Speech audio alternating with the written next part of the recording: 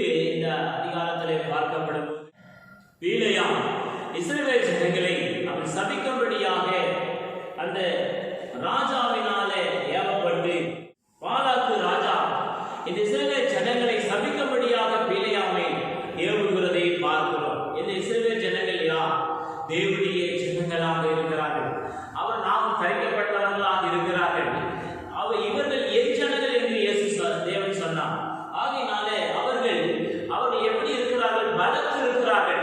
அந்த பாலாக்கு ராஜா அவர்கள் பலத்திருக்கிறதை பார்க்கிறது போது அவர்களை சபிக்கும்படியாக பீலேயாம் தீர்க்கதரிசிக்கு அவன் ஏவி விடுகிறதை பார்க்கிறோம். ஆனாலும் ஆண்டவர் சொல்கிறார், கண்மலை உச்சியிலிருந்து நான் அவனை கண்டு குன்றுகளில் இருந்து அவனை பார்க்கிறேன். அந்த ஜனங்கள் ஜாதிகளோடு கலவாமல் தனியே வாசமாய் இருப்பார்கள். அல்லேலூயா. இன்றைக்கு தேவனுடைய பிள்ளைகளாக நாம் ஜாதிகளோடு கலவாமல் அப்படின்னா என்ன? அவர்கள் இஸ்ரவேல் ஜனங்கள் அங்கே புறஜாதிகள் இருந்தார்கள். தேவனை அறியாதவர்கள் அந்த இடத்திலே அந்த தேசத்திலே இருந்தார்கள். ஆனாலும் ஆண்டவர் இந்த இஸ்ரவேல் ஜனங்களை அவர் வனாந்தரத்திலே வழிநடத்தினார். அவர்களுக்காக அவர் பார்க்கிற போது அவர்கள் எப்படியாக இருந்தார்கள்? அவருடைய ஜீவி எப்படியாக இருந்தது? அவர்கள் தனித்தே வாசம் பண்ணினார்கள். அவர்கள் எல்லா ஜனங்கள் இருந்தாலும் அவர்கள் வேறுபட்ட வாழ்க்கை வாழ்ந்தார்கள். தேவனையே ஆராதித்தார்கள். அதனால ஆண்டவர் அவர்களை பெருக செய்தார். அவர்கள் பலம் கொள்ள முடியாத செய்தார். அவர்களை அவர் ஆசீர்வதித்தார். அல்லேலூயா.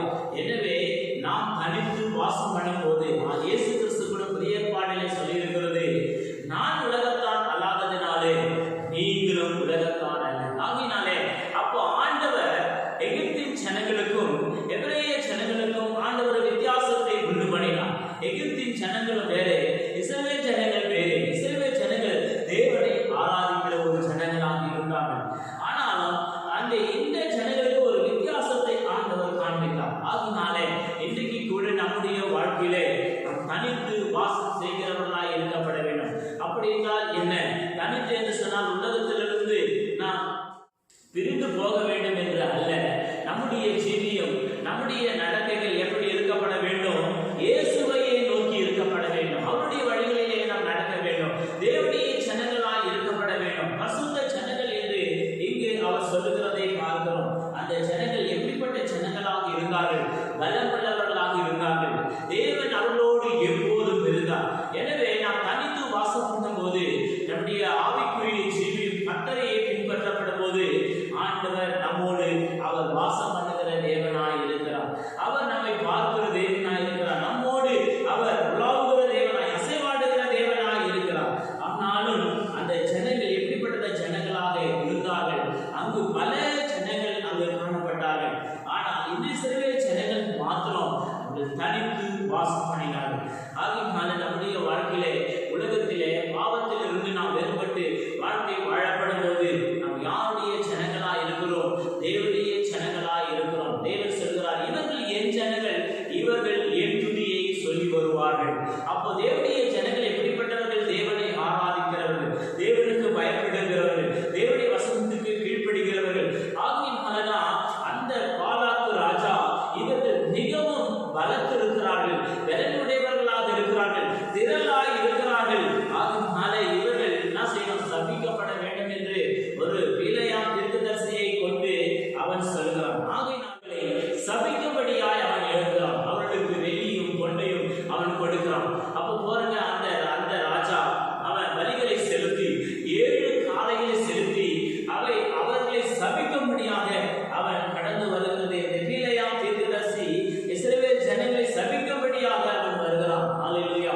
அதுதான் அந்த வசனம் சொல்லப்பட்டிருக்கிறது. தேவன் சபியாதவனை நான் சபிப்பது எப்படி? கர்த்தர் வெறுக்காதவனை நான் வெறுப்பது எப்படி? அல்லேலூயா. ஆகையினாலே அவரை பிரித்தெடுக்கப்பட்ட ஒரு வாழ்க்கை வாழப்படும் போது நாம் இந்த உலகத்தில் எந்த சாபங்கள் வந்தாலும் கர்த்தர் என்ன செய்றாரு?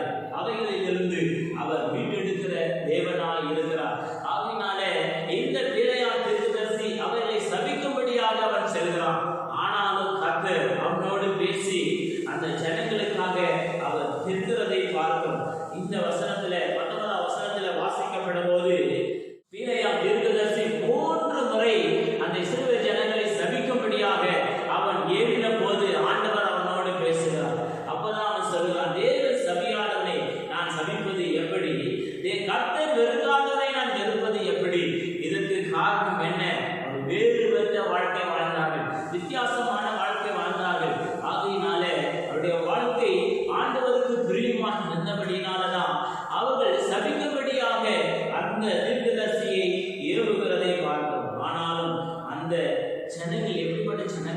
ஆனார்கள்.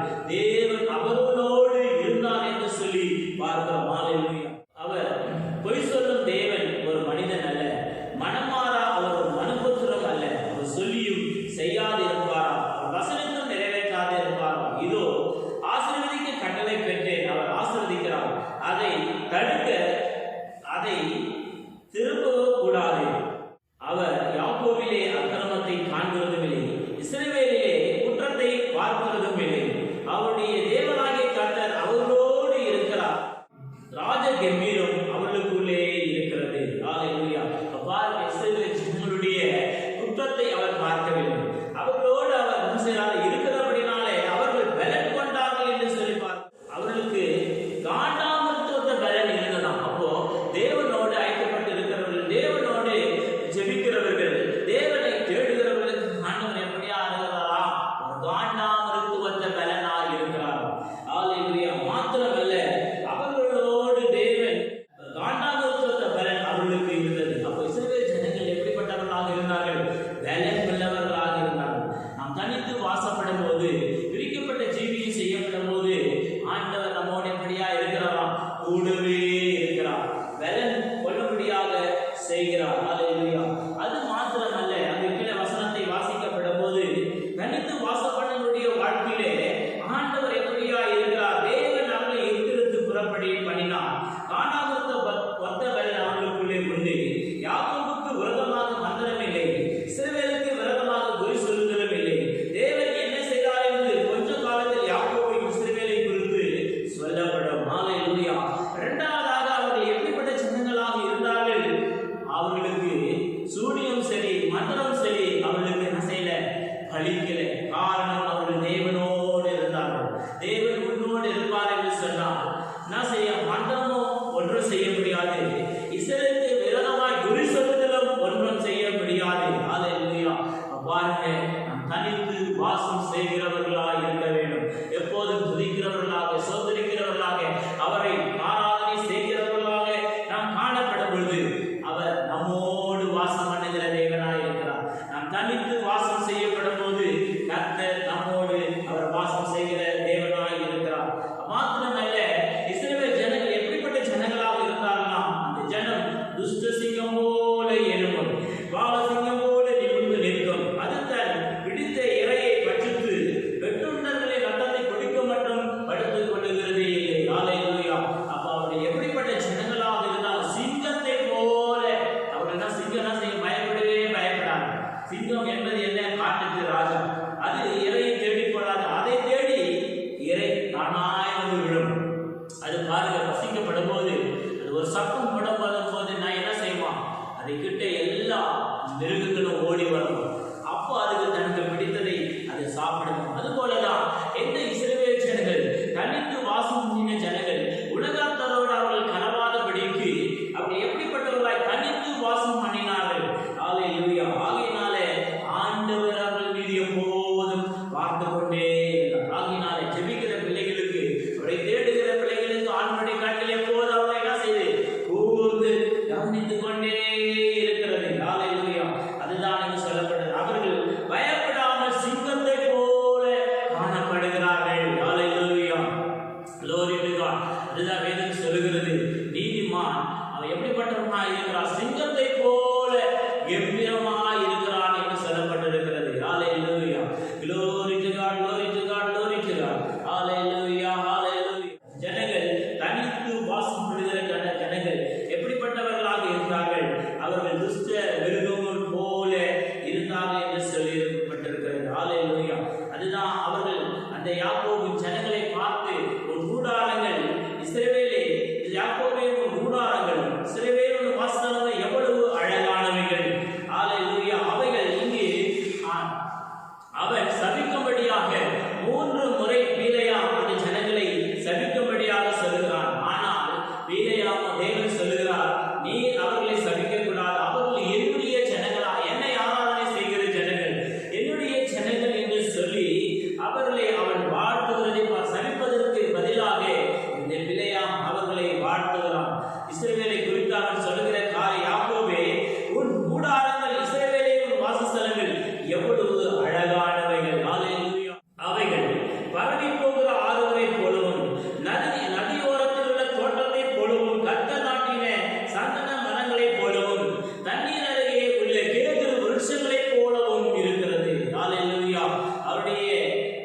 சால்களிலிருந்து தண்ணீர் பாயும். அவர்கள் வித்து திரளான தண்ணீர்களில் பரவும். அவருடைய ராஜா ஆகாயை பார்க்கிலும் உயர்வான். அவருடைய ஆட்சியும் மேன்மை அடையும். ஹல்லேலூயா. அது சொல்லப்பட்ட காரியங்கள் அநேக ஆசீர்வாதமான காரியங்களை குறித்து இந்த பிலேயாம் அவர்களை ஆசீர்வதிக்கிறதை பார்க்கிறோம். தேவன் அவர்களை எகிப்திலிருந்து புறப்படி பண்ணினார். காண்டாமிருகத்தொத்த பலன் அவர்களுக்கு உண்டு. அவர்கள் தங்கள் சத்துருக்களாகிய ஜாதிகளை பட்சித்து அவர்கள் எலும்புகளை நொறுக்கி அவர்களை தங்கள் அம்புகளாலே எய்வார்கள். சிங்கத்தை போலவும் துஷ்ட சிங்கத்தை போலவும் அடங்கி படுத்துக் கொண்டிருக்கிறார்கள். அவர்களை எழுப்புகிறவன் யார்? உங்களை ஆசீர்வதிக்கிறவன் அவள் ஆசீர்வதிக்கப்பட்டவன், உங்களை சபிக்கிறவன் சபிக்கப்பட்டவன் என்றான். ஹல்லேலூயா. பாருங்க, இஸ்ரவேல் ஜனங்கள் எப்படியாக இருந்தார்கள். ஆண்டவர் தனித்து தேவனோடு வாசம் பண்ணினவர்கள் எப்படிப்பட்டவர்களாக இருந்தார்கள். அவர்கள் காண்டாமிருகத்தொத்த பலன் அவர்களுக்குள்ளே இருந்தது. ஹல்லேலூயா. glory to God. அவர்கள் சிங்கத்தை போல எச்சித்து இருந்தார்கள் என்று சொல்லி பார்க்கிறோம். ஹல்லேலூயா. ஆகையினாலே தேவனுடைய பிள்ளைகள் தனித்து வாசம் பண்ணுகிறவர்களுக்கு ஆண்டவர் பலமுள்ளவராக இருக்கிறார். அவர்களை கண்காணிக்கிறவராய் இருக்கிறார். அவர்களை பாதுகாக்கிறவராய் இருக்கிறார். அவர்களை ஆசீர்வதிக்கிறவராய் இருக்கிறார். அவர்களுக்குள்ளே அவர் பலன் கொள்ளுகிற, அவர் வாசம் பண்ணுகிற தேவனாய் இருக்கிறார். ஹல்லேலூயா. ஆகையினாலே அந்த ஜனங்களுக்கு விரோதமாக ஒரு ஜனம் எழும்பாது. ஹல்லேலூயா.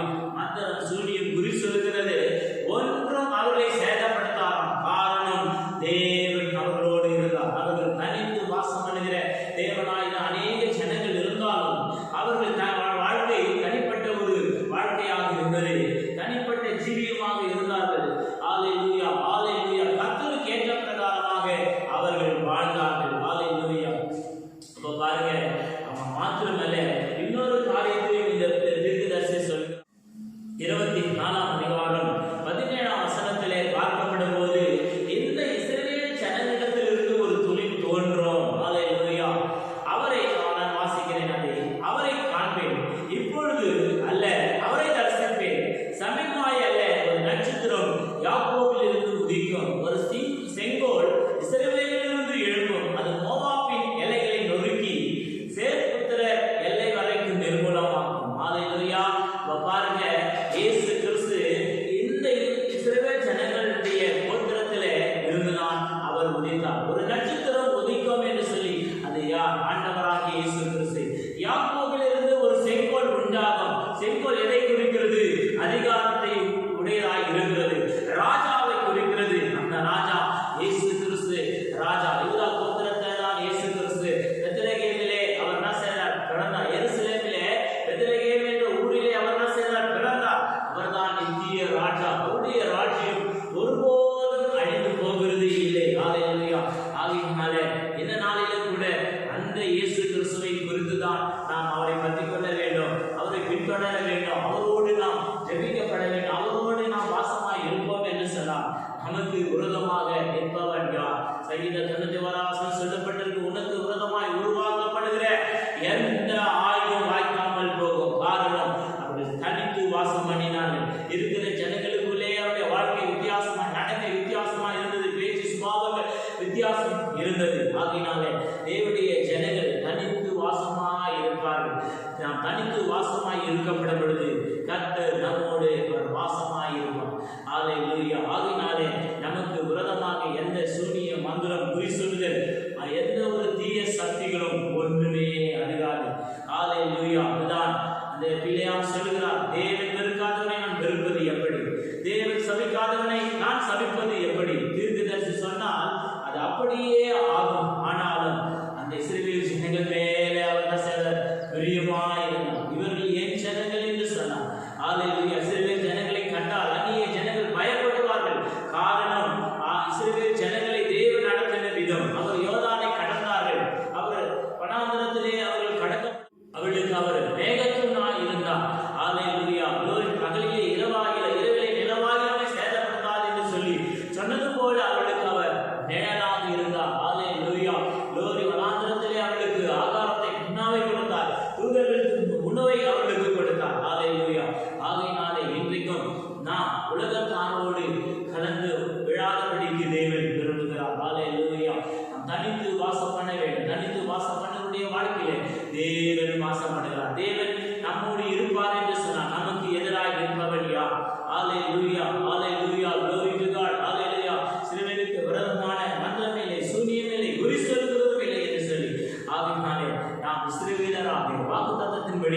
அவர் எப்போது அவர் சிலுவையிலே மறைந்தாரோ முழு அதிகாரத்தை தேவன் நமக்கு கொடுத்திருக்கிறார். தேன்களையும் சர்ப்பங்களையும் விதிக்கும்படியான அதிகாரத்தை ஆண்டவர் நமக்கு கொடுத்திருக்கிறார். ஹல்லேலூயா. எனவே நாம் யாருடைய ஜனங்களாய் இருக்கிறோம்? அவருடைய ஜனங்களாய் இருக்கிறோம். ஹல்லேலூயா, ஹல்லேலூயா. அவர் நம்மை செழுமையான இடத்திலே வைத்திருக்கிறார். சங்கீதம் 1ஆம் அதிகாரத்தில் வாசிக்கப்படும் போது துன்மார்க்கனுடைய ஆலோசனைப்படி நடவாமல், பாவின் வழியில் இல்லாமல், பரியாசக்காரர் உட்காரும் இடத்தில் உட்காராமல், கர்த்தருடைய வேதத்தில் இரவும் பகலும் தியானமாய் இருக்கிற மனுஷன் பாக்கியவான். அவன் நீர்க்கால் ஓரமாய் நடப்பட்டு தன் காலத்தில் தன் கனியை தந்து இலை உதிராத மரத்தை போல இருப்பான். ஹல்லேலூயா. தனித்து வாசம் நம்முடைய வாழ்க்கையை காத்த செழுமையை கண்டுகிடுகிற தேவனாய் இருக்கிறார். ஹல்லேலூயா.